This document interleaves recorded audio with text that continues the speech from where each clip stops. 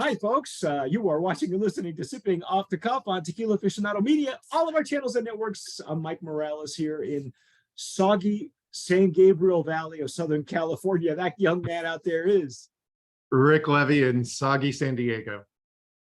We are getting rain, but that's okay because today we have one of the we've been chasing this mezcal for a long time, La Tierra de Acre. And I'm going to pronounce it like that because I don't think it's La Tierra de Acre.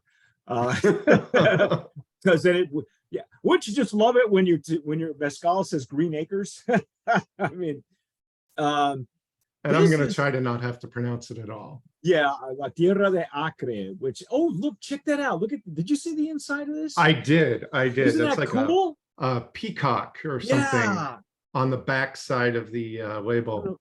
I don't know if you can see that on my camera, but you can see it on Rick's for sure. Yeah, it's. I didn't even notice that. Is that a peacock? Yeah, it is a peacock. Yeah, so they have like a peacock as like their totem or something. And oh, okay. So this is one version of it, and then they've got another one there on the inside. Yeah, of the it's bottle. very pretty. It's very. You could spend a lot of time just looking in that little gap in the bottle, trying especially the more mezcal you get, right? Wow, check it out. It's all distorted. Anyway, there are several expressions of this mezcal, and we're going to start off with the Espadin. I want to thank the Mr. Haddad who made this happen after months and months of chasing the gentleman. First of all, we'll taste this, and then we'll give you all the ins and outs of the story behind it. Suffice it to say that this has been in the works for quite some time. And if I'm not mistaken, they also ran a crowdfund on Facebook at some point late last year, I think. We just broke the seal on the cap there. It's got that letter A has always been their symbol, their logo, I guess. And we'll give you all that all the ins and outs. Everything you need to know is on the label. Check it out. Smells good off the. Can you smell the cork? This is an Espadin, and each one of these. Yeah, for those of you who are listening to us on the podcast, we are using this Tazo Jarrito for mezcal. So it's got a little bit. It's got the wider mouth surface.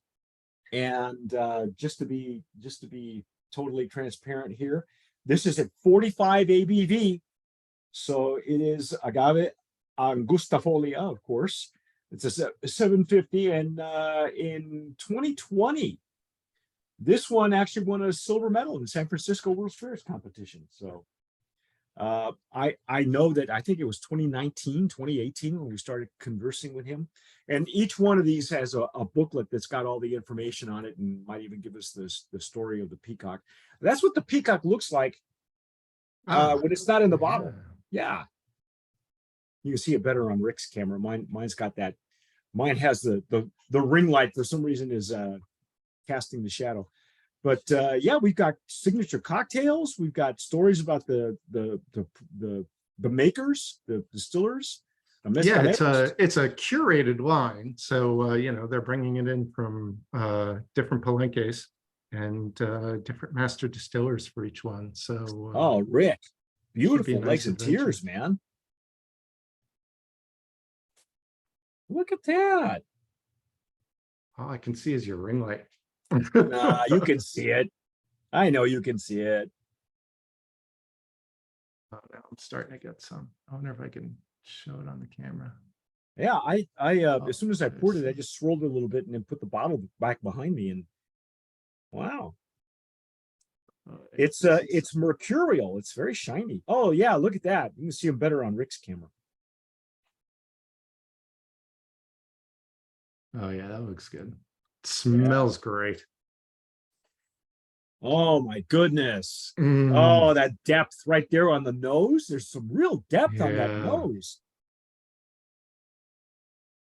I see on this side I get more of the depth, and on this side I get more of the fruitiness, I think is what I'm getting. Because oh yeah, it's bright on one side and then the fibrousness on the other side, the depth. Just a hint of smoke very pleasant. You know, it's almost minty though, Rick. For a 46 ABV, there's not a whole lot of alcohol in the center. It's almost citrusy. Yeah. A little mint. No, it has this huge bouquet, but Yeah. no, you know, it's not like you're getting alcohol fumes or, you know, a lot of No fusel oils fumes or anything like that. So don't worry about any of that.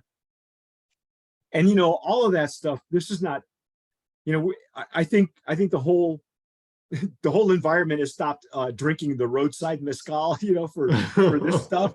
This stuff is just beautiful. I mean, just in the nose right now. Wow. I'm getting a little wet cement. It's really blooming nicely though.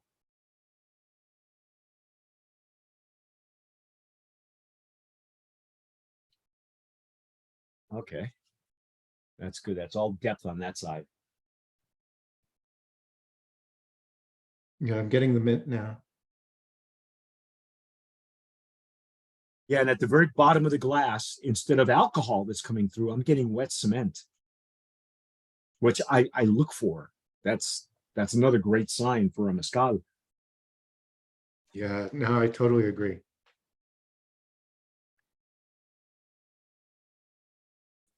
That's really interesting.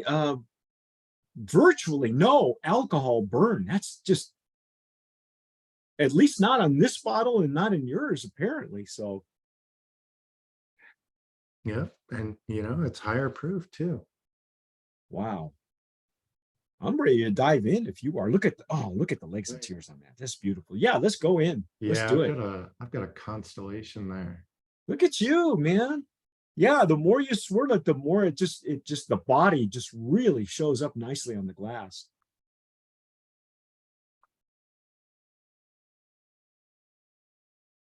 Mm.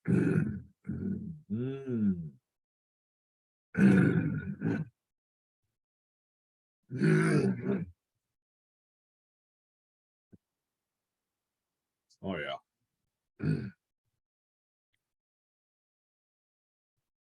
My God, that's exquisite. Wow. For it's just quite a impact on the palate. There's all kinds of things going on there, huh? Yeah. Like I was getting, you know, I was getting some heat on the palate that wasn't belied by the nose. No, no, and you know, it really does that kind of that white or black pepper, you know, all Yeah. that's got to be on the mouthfeel. The mouthfeel is wonderful, and for me, it kind of went in sweet, and then that black pepper just took over, and that and the depth of the what I call fibrousness is because of the way it's being fermented with fibers, the plant depth, and then the finish is nice. It's like a medium to long finish, but right at the very end though, Rick, I got a little bit of bitterness, not a bad bitterness. That was just my first pass, but just enough to make it go, that's interesting. Like maybe a little bit of grapefruit sort of bitterness. Yeah, yeah. Like a tree sweet grapefruit was like, oh, it was awful, you know. But yeah, like that, you know. And that's to be expected. I haven't sensed it in a lot of mezcals for a while, because it's unusual to get that only at the rear of the palate, like at the very end or on the sides of the tongue is when I got it, right before you swallowed it. Yeah. But again, my first pass, so that let's see what happens here.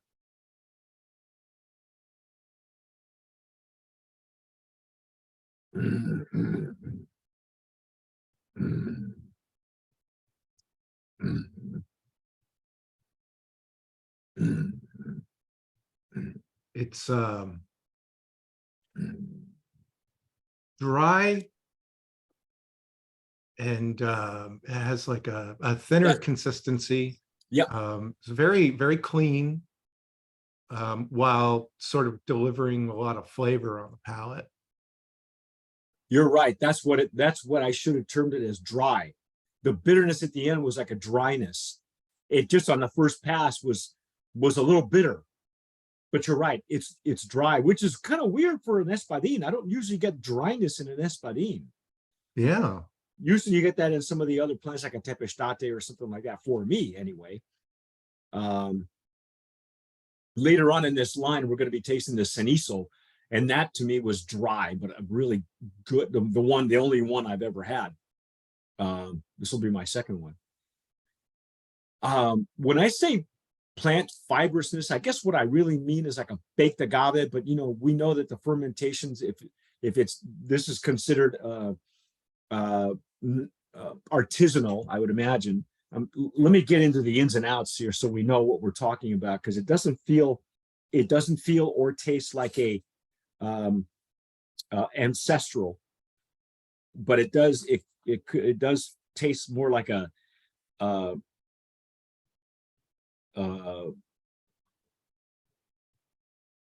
like an artisanal. Let's see. Okay, this is coming from the Mezcaleros Honorato Cruz, Santa Ana del Rio in Oaxaca. The plants are 7 to 8 years in Taona and copper stills. Okay. That's pretty much what, that's what the Espadin says, and it is considered, wait a second. Artisanal. Okay, good. Yeah, so that means that it is fermented with fibers. And but the Taona, the wet cement, was a dead giveaway for me. And let's see what it says on the back. Now this is again at 45 ABV, so it's let's see, what, 90 proof. And Maguey Harvest, 7 years, copper still, Taona. Mezcaleros Honorato Cruz Molina in Oaxaca. Now they do have a QR code, and I must go to the website. It's on the label here. Just so we read you some of the story here. It says the mezcal reflects the explorer in each of us, eschewing boundaries, borders, and limits, driven by deep curiosity and an insatiable thirst for new experiences. Every sip is an invitation to find your wild spirit. So I guess in this case, the wild spirit would be a peacock. Okay. Our Espadin has a medium nose, slight spice. Okay. A light finish. No, I think that finish is a little bit more robust than they think. Street reminder of palm trees and sunshine while sipping cocktails with toes in the sand. Floral notes and hints of smoked agave, pineapple, and lime. I didn't get any pineapple, did you? No. Maybe as we go through that, because again, folks, we can only go so far with these reviews, because with a mezcal we can go like half an hour, 20 minutes, and we got like four expressions to go through. So I think with a mezcal, and Rick would probably agree with me, you let it sit there, let it bloom, let it talk to you. Don't expect the wonderful things right away, because it's got to really air out and open up like a good wine. Yeah, it'll develop in the glass. And the proper glassware makes a big difference too. I mean, if this was in a champagne glass or a shot glass, even in the veladora, I don't think you would get as much as you do with some of these other glasses, and certainly not a Riedel. Riedel's not equipped for this kind of stuff. Yeah. So I'd say if you're into something with a drier finish, this packs a punch while delivering a drier finish. You could also mix this, and you could even do like these. You wouldn't have to have a heavy hand in mixing it. A very delicate approach could